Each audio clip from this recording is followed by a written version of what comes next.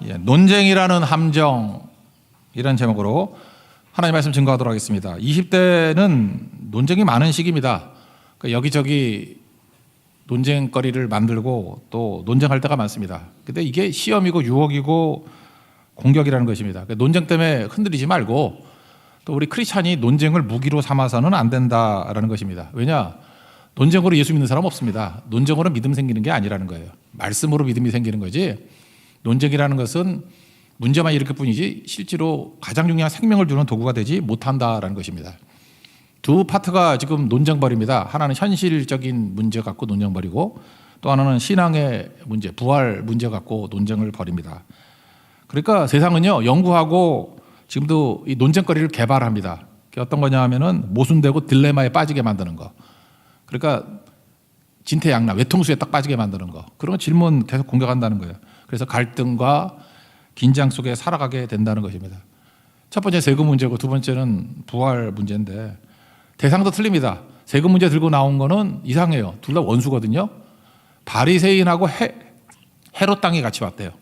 둘이 원수들인데 같이 힘을 합쳐가지고 예수님께 공격을 합니다. 그러니까 뭐 적이라도 죽이려고 그러면 다 연대하고 온다, 그런 겁니다. 부활 논쟁은 사두개인인데 세속적인 종교인들, 그러니까 다른 부류가 다른 함정을 가지고 공격을 하더라는 것입니다. 여기서 할 수 있는 건 뭐죠? 마귀는 지치지 않는다. 항상 공격하고 항상 시험하고 그런다는 거예요. 예수님 공생애 시작할 때도 시험 당하셨죠? 계속 시험 있다가 마지막에 겟세마네 동산에서까지도 시험이잖아요. 제자들 자고 그러잖아요. 그러니까 시험과 공격과 함경은 끊임이 없다, 이런 겁니다. 중요한 건 뭐냐? 왜 논쟁하게 만들죠? 마귀가? 그래야 동력을 다 잃어버리게 만드니까. 우리에겐 에너지가 한계가 있잖아요. 근데 논쟁하는데 에너지 다 써버리면 순종하는데 에너지를 못 쓴다고. 그러니까 에너지가 한계가 있다는 것을 아시고 쓸데없는데 에너지 쓰면 안 돼요. 그러니까 잘 준비했다가 집중해야지. 젊었을 때는 힘이 남아도는 것 같죠. 그러니까 쓸데없는 데 쓰는 거지.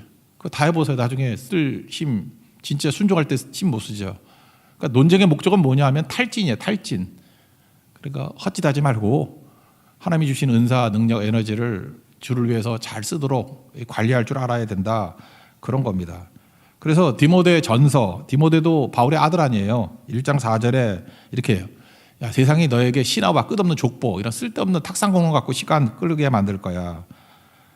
이런 것은 믿음 안에서 하나님의 경륜을 이루지 못해. 오히려 변론을 내는 것이다. 논쟁만 하는 거다, 그런 뜻이에요.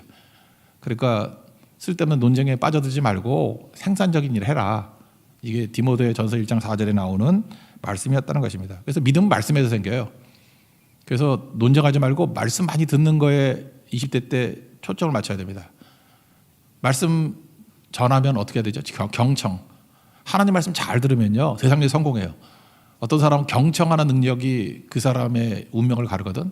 누구 말이든 경청하는 거. 또 하나가 뭔지 알아요? 기억하는 거예요. 뭐 받아 적던지 메모해 놓든지. 경청, 기억. 그리고 그 다음에 그 말했던 것에 대해서 행하고 있는지 그걸 보여주는 거예요. 그럼 신뢰감이 확 생긴다고. 뭐 그러잖아요. 남자나 여자나 이렇게 언제 감동하죠? 나는 흘려 지나가듯이 툭 던졌는데 나중에 보니까 그게 나한테 와 있어. 그거 언제 기억했어? 뭐 이런 거 있죠. 뭐 지나가듯이 그때 내가 뭐가 필요했는데 이런데 와보니까 있어. 여러분들은 아주 피 말리는 인생만 살았는가 보죠. 그런 감동이 없는가 보지. 그때 깜짝 놀라잖아요. 나는 흘리면서 했던 얘기인데 저 사람은 들었구나, 기억했구나, 그리고 채워주고 있구나. 그때 깜짝 놀라는 거죠. 그러니까 하나님 말씀에 대한 경청, 기억, 순종, 이 패턴이 있는 사람은 슬기로운 사회생활 잘하겠죠. 다 똑같은 거예요, 그 원리가. 어쨌든 믿음이라는 것은 논쟁에서 절대 생기지 않고, 그래서 어떤 사람을 믿게 만들려고 그러면 논쟁에서는 믿음이 안 생겨요.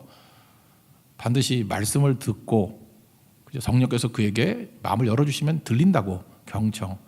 그럼 이상하게 기억 안 하려고 해도 기억이 되고 자기도 모르게 순종하고 있는 모습을 보게 됩니다. 그럴 때 우리 뭐라 그러죠? 성령께서 말씀을 사용하셨다, 이렇게 얘기한다는 거예요.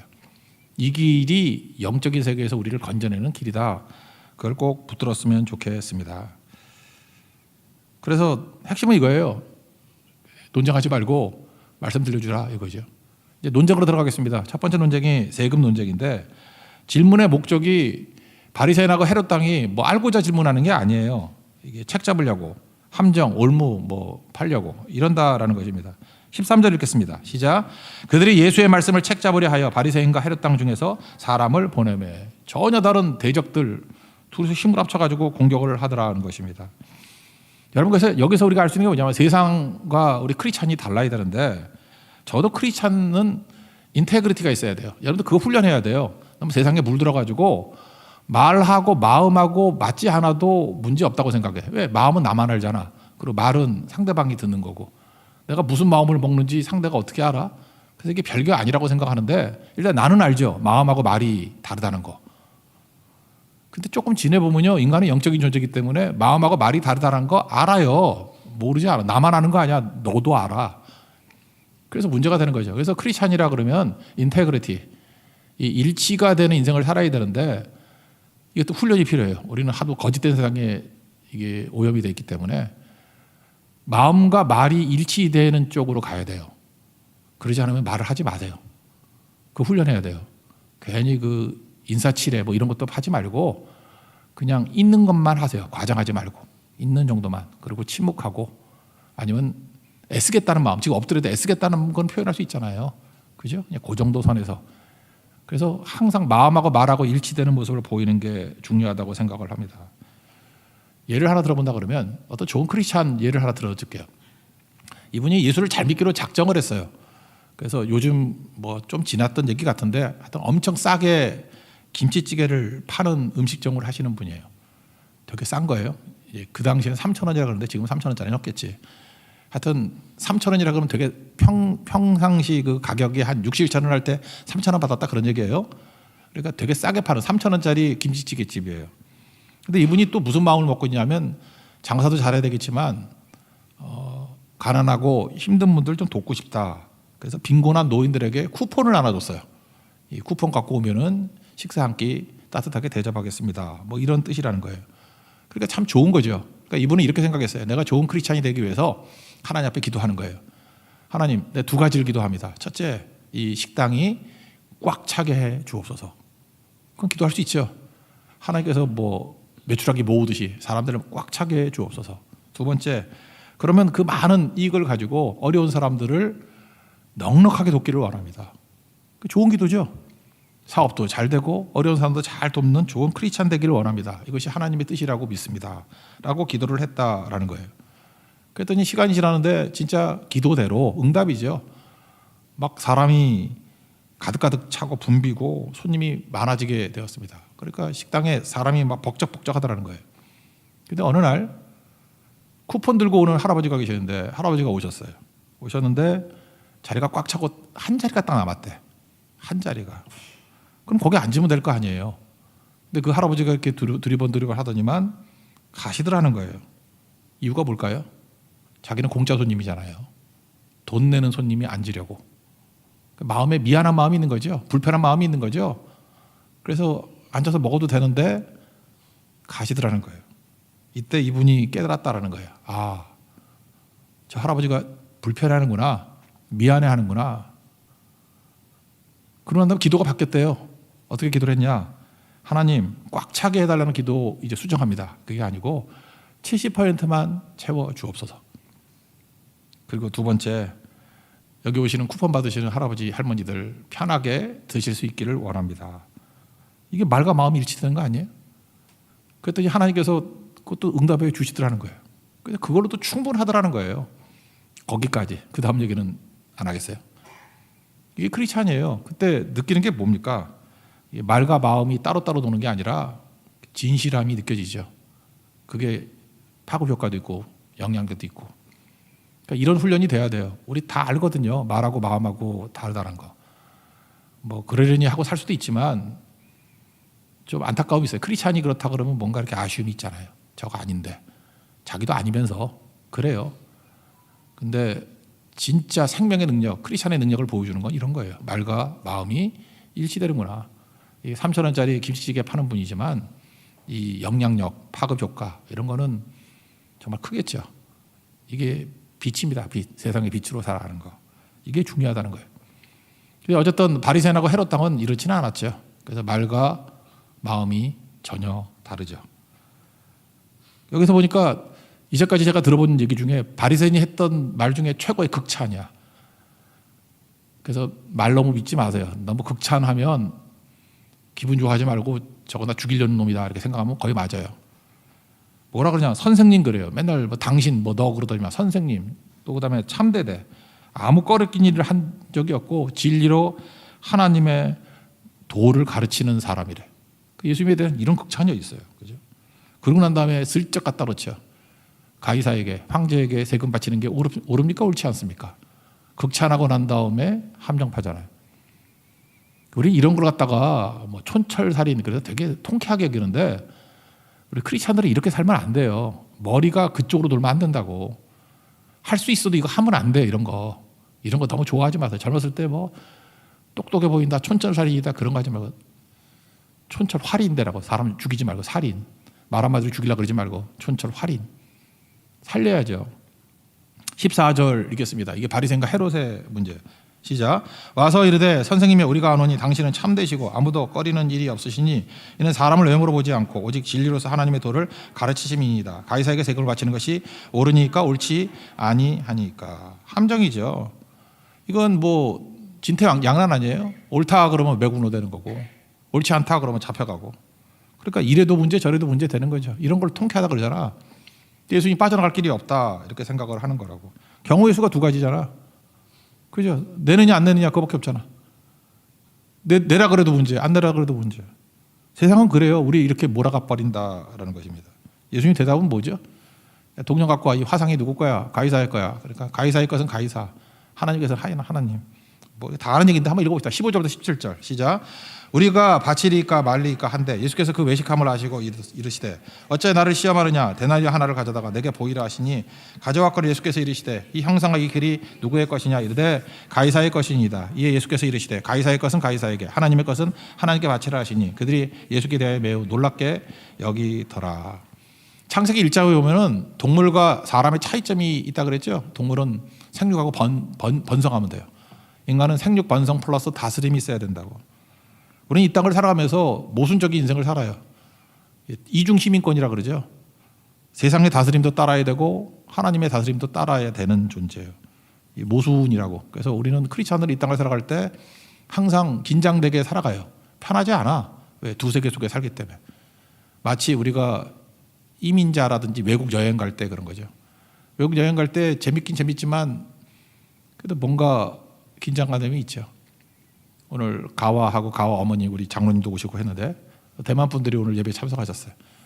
근데 한국 오면 재밌겠죠. 뭐 볼 것도 많고. 그러나 또 하나 이중법이죠. 이 땅에 살아가지만 한국 법도 지켜야 되지만 그래도 타이완 사람 아니에요. 타이완의 기본적인 법이 있을 거 아니에요. 거기 가치를 가지고. 그러니까 모순이 있고 갈등이 있고 외국에 나와 있으면 그래도 긴장감이 있지. 우리가 이 땅을 살 때 그래요. 하늘의 시민권을 가지고 있는데 이 땅에 있으니까 긴장감이 있다. 그럼 어떻게 살아가야 되느냐? 두 가지 법이 있는데 그래도 타이완 사람이라 그러면 둘 중에 어느 법을 지켜야 되겠어요? 타이완 사람이라는 법이 우선이지. 그죠? 여기서 만약에 두 개가 충돌한다 그러면 여기 살 곳이 타이완 가서 살아야 되는데 여기 법보다는 타이완 법을 지켜야겠죠. 우선순위죠. 우리도 그래요. 이 땅에서 두 개의 법이 조화가 안 되고 계속 충돌을 한다 그러면 하나님 법이 우선이죠. 그러고 살아야 된다라는 것입니다. 그러니까 이게 뭐가 똑같은 거냐면은 마음보다는 행동이 중요한 거예요. 이걸 뭐라고 설명해요? 다니엘이 뜻을 정하여 그랬죠. 1장 8절에 뜻을 정하여 왕의 음식과 마시는 포도주로 더럽히지 않게 이렇게 결심했다. 근데 이 결심이라는 게 마음으로만 결심이 아니고 이걸 결심이라고 하니까 마음이라고 생각해. 우리는 결심만 열심히 해. 그죠? 결심이 아니라 이 뜻은 하지 않으면 안 될 일로 생각했다. 이게 중요해요.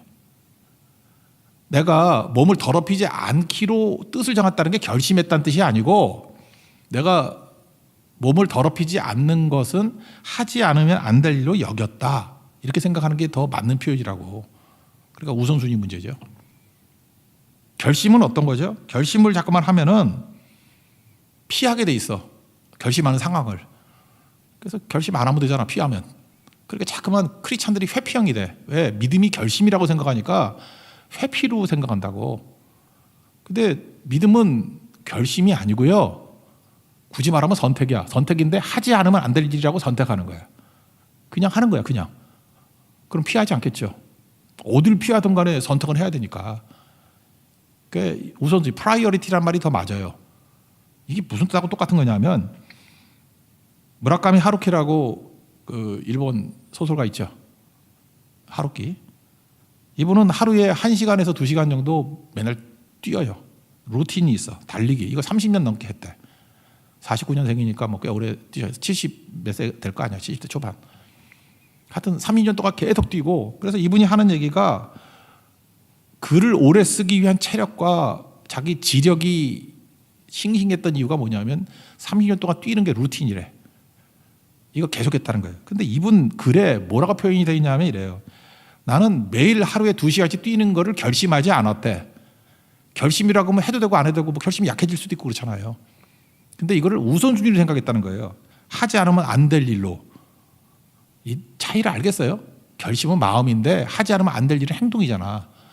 그냥 하는 거야. 그러니까 결심이면 컨디션이 좋으면 하고 나쁘면 안 할 수도 있잖아요. 근데 하지 않으면 안 될 일을 생각하니까 컨디션에 관계없이 했고, 날씨에 관계없이 했고, 상황에 관계없이 하고, 그냥 하는 거예요. 하지 않으면 안 될 일이니까.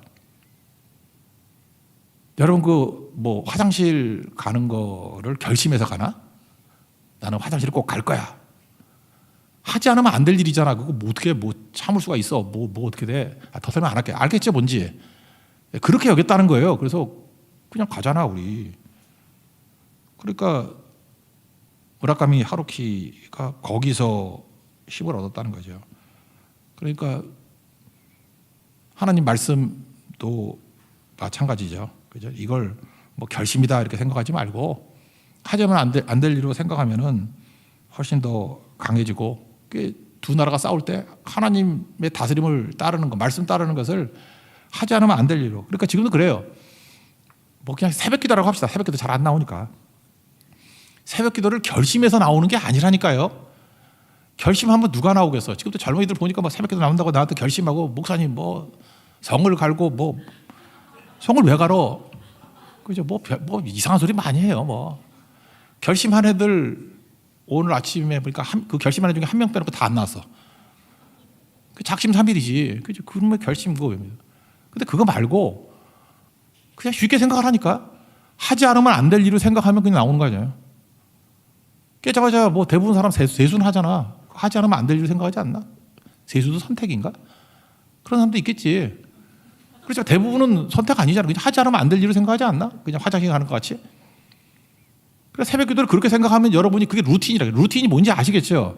하지 않으면 안 될 일이 여겼다는 거예요. 다니엘이 하지 않으면 안 될 일로 뜻을 정했대요. 그거라고. 그러니까 되잖아요. 그냥 하루의 시작은 새벽 기도로부터 하지 않으면 안 될 일이야, 그게. 그 루틴이 잡히잖아요. 그러면은 다 살아나겠죠. 하루키 얘기예요. 자기가 이제 어떤 글을 봤다 했더니 자기가 활동, 운동하고 뇌하고 영향이 있더라는 거예요. 자기가 볼 때는 체력만 좋아지는 게 아니라 운동을 하니까 사고력이 뛰어나진다. 머리가 팍팍 돈다라는 거예요.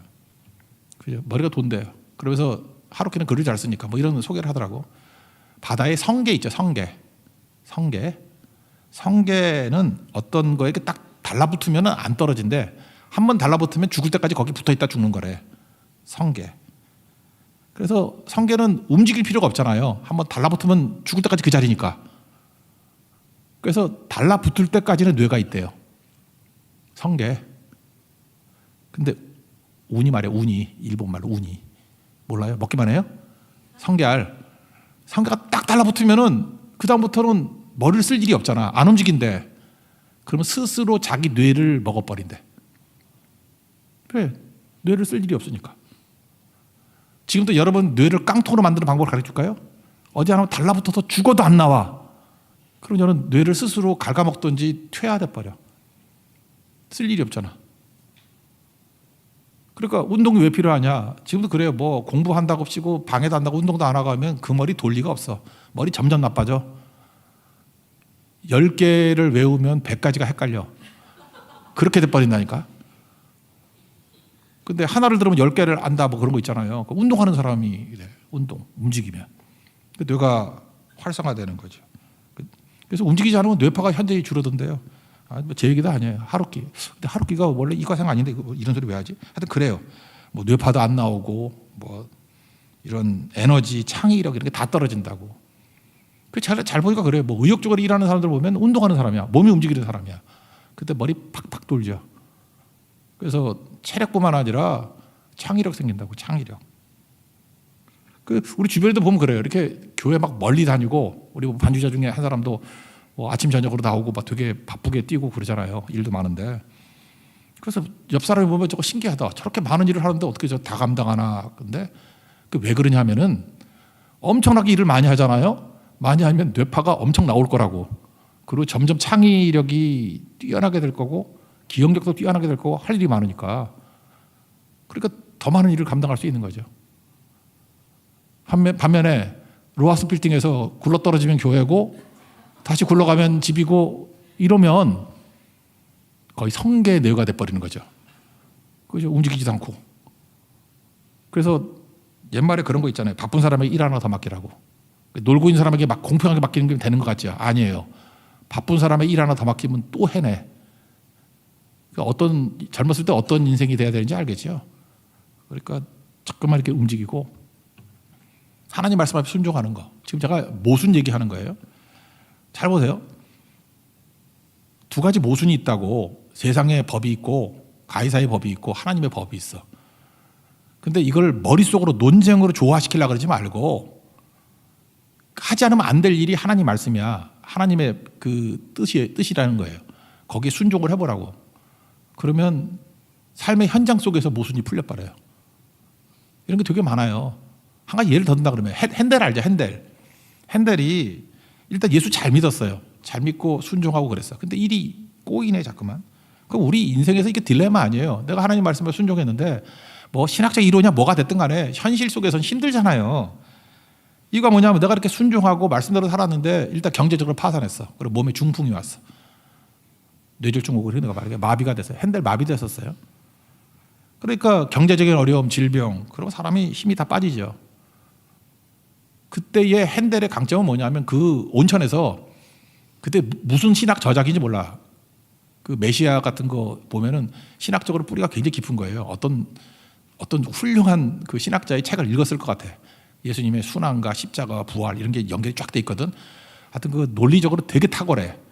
근데 핸델이 그걸 자기가 만들었을 리는 없다고 생각을 해요. 뭘 읽었을 거라고. 근데 뭘 읽었는지 몰라요.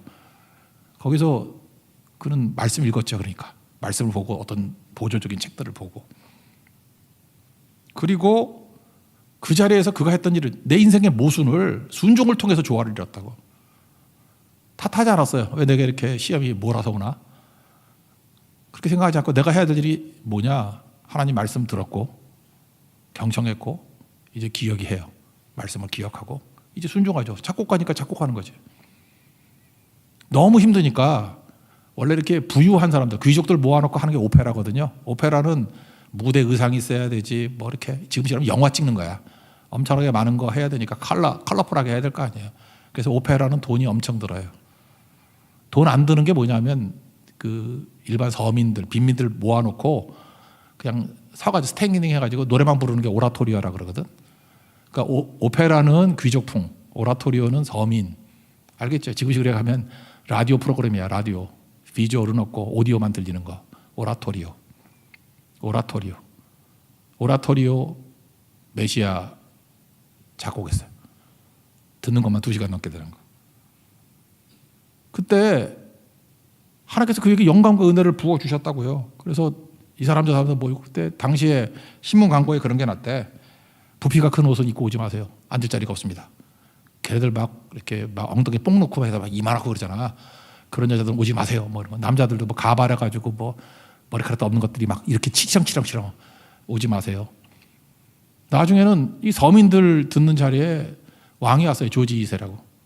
그래서 알잖아요. 그 2부 마지막 클라이막스 때 그 메시아 부르는 거, 메시아 그 할렐루야 부르는 거 감동받아서 일어났다며. 왕이 일어나니까 다 일어나가지고 지금도 메시아 부를 때 뭐 일어서고 그러잖아. 이때 얘기예요. 잘 보세요. 20대 때 이해를 못해. 왜 내 인생 가운데 이렇게 고난과 어려움이 오는지. 올 수 있죠. 그거 논쟁으로 해결 안 돼요. 뭐 논쟁해봐야 뭐 욕기하고 똑같아. 42장까지 지리한 풀리지 않는 논쟁만 하고 있다고. 경청하고 기억하고 순종하세요. 결심이 아니라 하지 않으면 안 될 일이 하는 거예요. 내가 하나님 앞에 예배하면서 작곡가니까 작곡하는 거예요. 그냥 내일 하는 거예요. 내일. 하나님께서 고난을 왜 주셨어요? 이해 못해. 이해납도 공감 못해. 그 당시에 핸델에게 필요했어. 그러니까 메시아가 나온 거지. 고난을 낭비하지 마세요. 크게 보면 고난도 은사예요. 이거 억지라고 생각하지 마세요. 그 나이대에 그 타이밍에 하나님이 꼭 필요하니까 우리 크리스찬들에게 고난 주시는 거예요. 이때 파산, 중풍 경험 안 했으면 핸델이 메시아 작곡 못했어요. 고난을 낭비하지 마세요. 어려움도 이해납도 공감 안 돼도 하나님 주신 선물이에요. 필요한 거예요. 거기서 결심만 하지 말고 하지 않으면 안 될 일, 그걸 사명이라고 그러는데 사명 다 하십시오. 그리고 일어서게 된다는 거예요. 우리 인생 가운데 지금 뭐 이런 논쟁하네요. 뭐 동전 갖다 놓고 세금 내니 많이 누가 우리에게 묻겠어. 이거 다 아는 얘기니까 이런 거 물어보면 삼척 동자가 다 알아. 답을. 뭐 가이사에게서는 가이사에게, 하나님께서 하나님의, 이런 이거 외워갖고 사는 게 아니고 내 인생의 모순이 올 때마다 논쟁으로 풀리는 게 아니고 하지 않으면 안 될 것이라고 하는 하나님 말씀에 대한 사명 순종에서부터 풀리기 시작한다는 거예요. 삶으로 푸십시오. 순종하면 풀려요. 핸들이 풀렸듯이 풀려요. 3,000원짜리 김치찌개 아저씨가 풀렸듯이 풀린다고. 그래서 신앙은 신비로운 거예요. 삶으로 푸는 거라고. 여러분 삶 속에서 예수님이니까 가이사의 것은 가이사에게, 하나님께서 하나님의 것으로 통쾌했죠. 우리는 이렇게 하면 안 되고 삶의 순종과 사명에 대한 순종을 통해서 풀어가야 된다고. 그 우리 삶에서도 이렇게 아하라고 하는 통쾌한 풀림의 역사가 나타나는 은혜가 임하게 될 것입니다. 그런 순종에 도움되는 하나님의 백성 되기를 축원합니다. 두 번째 부활 논쟁이네요. 이제 사두개인이에요. 사두개인은 제사장 그룹이에요. 근데 믿음 별로 없는 녀석들이고 모세 오경을 믿는 사람이, 사두개인은 모세 오경만 믿어요. 구약성경 뭐 선지서니 역사서니 하나도 안 믿고 창세기, 출애굽기, 레위기, 민수기, 신명기 요 5개만 믿어. 그래 백보 양보해서 5개만 믿는다 합시다. 그러면 모세 오경 안에는 부활이 없잖아. 그러니까 부활을 안 믿어 이 사람들은. 그런데 적어도 모세 오경 속에는 뭐가 있어요? 창조가 있죠. 인간에게는 무슨 능력이냐? 추론 능력이 있잖아. 창조를 믿는데 왜 부활을 못 믿어? 창조가 뭔데요? 무에서 유를 불어내는 거 아니에요. 그죠? 그러면 하나님이 창조할 수 있는 하나님이라 그러면 하나님께서 부활은 못 시키나? 그러니까 이 깡통들, 얘네들은 그러니까 자기 세계에 묶여 있는 거죠. 그러니까 창조를 믿는 바보들이 부활을 못 믿어. 창조를 믿으면 부활도 믿어야지. 이거 아브라함의 믿음에 대해서 로마서 4장 17절 얘기 나오잖아요. 그가 믿은 바 하나님은, 아브라함이 믿은 바 하나님은 죽은 자를 살리시며, 그러니까 부활을 믿는 거죠. 없는 것을 있는 것으로 부르시는 하나님, 창조를 믿는 거죠. 그러니까 바울은 이렇게 설명했어요. 아브라함 봐라, 부활을 믿었어. 왜? 창조를 믿으니까. 여러분 창조를 믿습니까? 근데 왜 부활을 못 믿어? 창조하신 하나님이 죽은 자를 살리는 거 못해? 없는 거에서 만들었다니까요. 똑같은 건데, 그러니까 추론 능력이 있어야 되는데 우리는 한 가지 믿고 연결시키는 능력이 없어요. 그래서 제가 볼 때 그래요. 굳이 얘기한다 그러면 나는 창조를 믿는데 부활을 못 믿겠어. 그러면 돌대가리야. 그냥 기도를 할 때 좀 머리를 차박하면서 기도해. 이 돌머리 하면 의자가 깨질 거야. 돌이기 때문에. 머리는 쓰라고 둔 거지. 창조의 하나님이에요. 그럼 부활도 되는 거지. 그게 뭐 문제야. 읽어봅시다. 18절 시작. 부활이 없다는 사두개인들이 예수께 와서 물어 이르되. 그 다음 얘기가 신명기 25장에 나오는 것도 얘네 또 연구를 했어. 지들이 아는 게 모세 오경밖에 없으니까. 신명기 25장에 뭐가 나오냐면 이걸 계대결혼이라 그러고, 제가 어렸을 때 형사 취수제. 우리 젊이들은 참 어휘력이 딸려가지고 한자를 모르니까 이거 어떻게 설명해야 되나. 형사 그러면 탐정 그러는 게 아니고, 형사가 형이 죽으면 이해되죠? 형사, 죽을 사자야. 형사, 취수, 형수라 그러잖아. 형수를 취한다. 왜 그러냐면 옛날에 사회보장제도가 없으니까 여자가 홀로 남으면 권리가 하나도 없어요.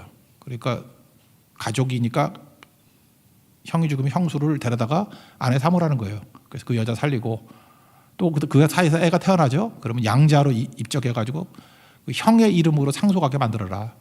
옛날에는 재산권 이동이 되게 복잡했으니까 그런 제도가 있겠죠. 뭐 그 정도 알겠지. 형사 취수제. 요즘에는 그렇게 표현 안 하고 계대 결혼이라고 많이 하더라고. 계대 결혼.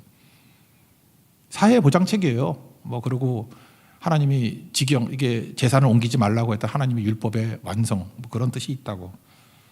근데 있을 수 없는 일인데 형제 7명이 있었대. 근데 1번 형하고 어떤 여자가 결혼했어. 1번 죽음. 죽음도 순서대로 죽었어. 예. 순서대로 안 죽으면 안 돼. 1번 죽음 형수. 2번이 형수하고 살았어. 2번 죽음 3번이 또 형수하고 살아서 3번 죽음 4, 5, 6, 7 그리고 7번도 죽어야 돼.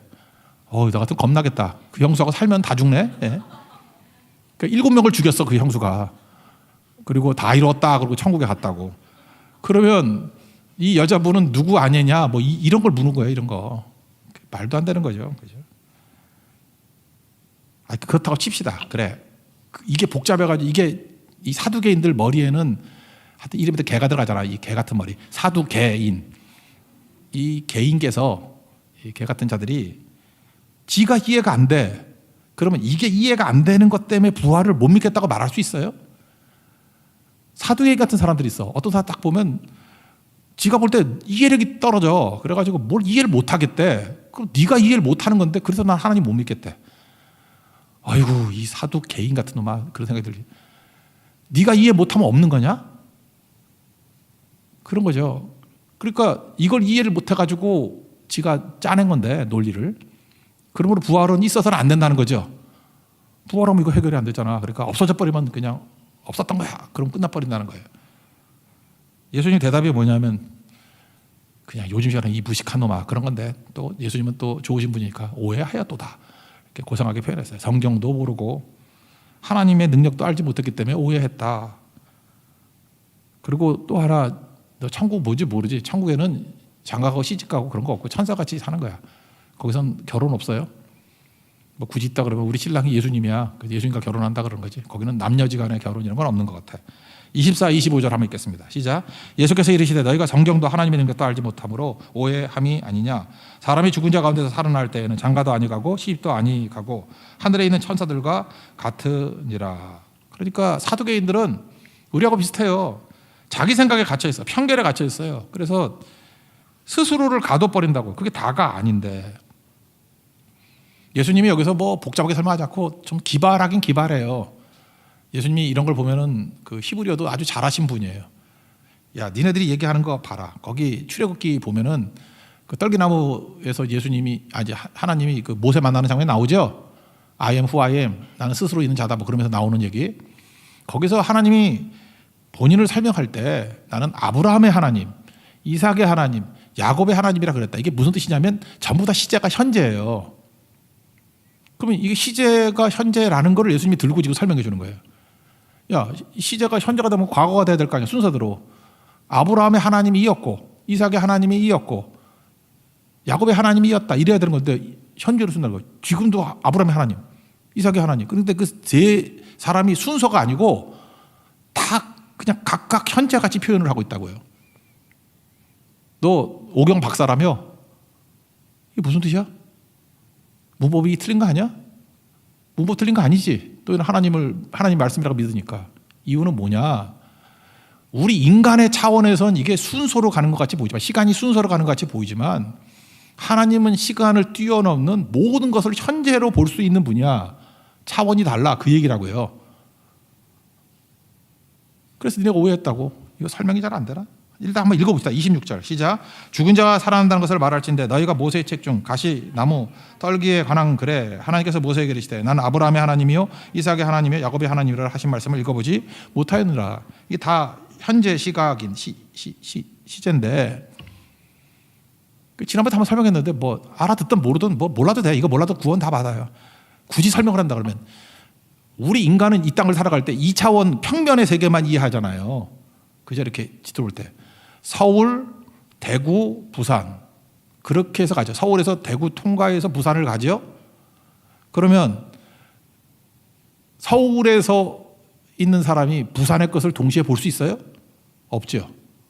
그럴 수 없잖아. 내가 부산에 가서 해운대에서 바다를 봤다 그러면 반드시 서울에서 대구를 가고 부산을 가야 보이는 거 아니에요. 동시에 볼 수가 없어. 이건 모순이야. 근데 인공위성 같은 데서 보면은 서울, 대구, 부산이 동시에 보이죠. 옛날에는 비행기도 없고 인공위성도 없었을 거 아니야. 그러니까 우리 같이 바닥에서 땅에서만 기어다니는 인생, 2차원이 평면의 세계에서는 동시에 보는 게 불가능해. 반드시 서울, 대구, 부산을 가야 보이지만 차원이 높은 3차원, 그러니까 2차원보다 높게 3차원 아니에요. 입체적으로 보면 동시에 보이잖아. 우리가 시간을 인식하기를 직선으로, 리니어라 그러죠. 리니어. 이렇게 직선으로 인식한다고. 과거, 현재, 미래로. 그러니까 아브라함 먼저, 이삭 다음, 야곱 이렇게 보지만 하나님은 그 위에서 인공위성을 보듯이 동시에 본다는 거예요. 우리가 이 땅을 살아갈 때 3차원으로 살잖아요. 입체적으로. 그걸 뭐 굳이 말하면 4차원이지. 차원이 하나 높은 것으로 보면은 하나님은 동시에 다 보시는 거야. 사도행전이 난 이해 제대로 했다고 생각하지는 않아요. 그러니까 뭔 소리 몰라가지고 뭐야 그러고 갔을 거야. 이거를 더 못 알아들을 소리 한 번 더 해줄게요. 뭐. 알아들을 귀가 있는 1%만 알아들어요. 19세기 최고의 발견이라 그러면 빛의 속도는 일정하다라고 하는 거예요. 이것이 아인슈타인의 특수 상대성 이론이에요. 너무 어렵게 나가지. 쉽게 얘기하면 우리가 이 땅을 웬만큼 살아가는 데서는 빛의 속도가 일정해요. 빛을 다 일정해 봐요. 그래서 달리는 기차 안에서 보는 것과 기차 밖에서 보는 것이 일치해. 왜? 그만큼 빛의 속도가 엄청 빠른데 그거보다는 엄청 느린 속에서 살아가기 때문에 다 동시라고 느끼는 거예요. 워낙 느린 속도에 워낙 느린 시간 속을 살아가고 있기 때문에. 근데 가끔마다 우리 착시 현상이 벌어질 때가 있죠. 자동차 이렇게 강변북로 막 달리고 있을 때 내가 150km로 달리고 있어. 아니, 너무 맞나? 100km로 달리고 있어. 근데 옆에 있는 저거 따라 붙어 있네. 내가 100km, 옆에도 100km 똑같이 가면은 순간 정지되는 것 같은 느낌이 받아. 그렇죠. 뭐 그것까지 이해가 되겠지. 뭐 이해 못해도 괜찮아요. 이해하라고 하는 소리가 아니야. 근데 우리가 어떤 내용들을 보잖아요. 그러니까 빛보다 느린 세계 속에서 살고 있으니까 그게 다 동시로 보이는 거야. 그런데 만약에 내가 빛보다 더 빠를 수 있다 그러면 지금 이거 보이는 것보다 빛보다 더 빠를 수 있다 그러면 그 과거를 볼 수 있는 거죠. 그게 타임머신 원리 아니야. 볼 수 있다 그러면. 또 하나. 우리가 지금 우주를 보잖아요. 우주를 볼 때 별들, 어떤 별은 일광년 그래. 일광년이 뭐예요? 빛의 속도로 1년 동안 달려왔다는 거죠. 그러니까 지금 내가 보는 일광년의 별은 지금 모습이에요? 1년 전 모습이에요? 1년 전 모습. 10광년은 10년 전 모습. 100광년은 100년 전 모습. 그럼 내가 밤중에 이렇게 망원경을 통해서 하늘의 별들을 보고 있어. 내 입장에서 이게 지금이에요? 아니에요. 1년 전 모습, 10년 전 모습, 100년 전 모습 막 많은 모습들이 막 섞여서 지금 순간 내게 그렇게 보일 뿐이야. 현실은 절대 아니죠. 근데 내가 만약에 물리학 얘기인데 빛의 속도보다 더 빠르게 움직인다 그러면 시간은 흐르는 게 아니야. 시간은 흐르는 게 아니라고. 그게 상대성 원리의 제일 중요한 개념이잖아요. 시간은 흐르는 게 아니야. 몰라도 된다니까요. 그러니까 일단은 이렇게 얘기하는 사람들이 과학자들이 이거 발견했다는 거는 믿죠. 어디서 주워 들었잖아. 그래서 우리는 시간이 흐른다고 생각했는데 굳이 말하면 우리 시간 안에 있기 때문에 그렇지 시간은 흐르는 게 아니야. 만약에 이 이론이 맞다 그러면 내가 영적 존재가 되어서 영은 물질이 아니잖아. 그러니까 빛보다 빠른 속도로 움직인다 그러면 시간은 흐르는 게 아니라고. 그래서 하나님은 시간을 창조하신 분 아니에요. 하나님 다 현재일 수 있고 다 구원받을 수 있어. 그래서 그 다음 말씀을 하시는 거예요. 과거, 현재, 내세, 현세, 내세 이 관계없이 성경에서 말하는 건 생명이거든요. 우리에게 생명을 주는 원리가 뭔지 아냐? 그래서 태초에 하나님이 말씀이 계시니라. 말씀이 천지를 창조했다. 요한복음에 나오잖아요. 하나님이 태초에 천지를 창조하시니라. 뭐로? 말씀으로. 우리는 뭔지 잘 이해 못하지만 현세, 내세, 전부 다 생명으로 갈 수 있는 유일한 길은 뭐냐? 말씀이라는 거예요. 이건 믿음으로 받아줄 수밖에 없어. 그래서 굳이 말한다고 하면 요한복음 15장 7절에 이런 말씀이 있어요. 너희가 내 안에 거하고 예수님 안에 거한다라는 것이 쉽지 않죠. 근데 그게 동의어가 뭐냐? 내 말이 너희 안에 거하면. 그러니까 예수님 안에 거한다는 게 뭐냐면 예수님의 말씀이 내 안에 거한다라는 거예요. 근데 여기 말이 뭐 로고스라지 레마 이런 거 아니고 스페로마라는 단어를 썼어. 헬라어로 스페로마. 씨앗이라는 뜻이에요. 하나님 말씀을 씨앗으로 표현했다고. 이해를 돕기 위해서. 말씀의 씨앗이 내 안에 팍 들어왔어. 생명이 들어온 거죠. 그러면 로마서가 연결시키면 말씀은 믿음은 들음에서 난다 그러죠. 말씀 들어오니까 들었잖아.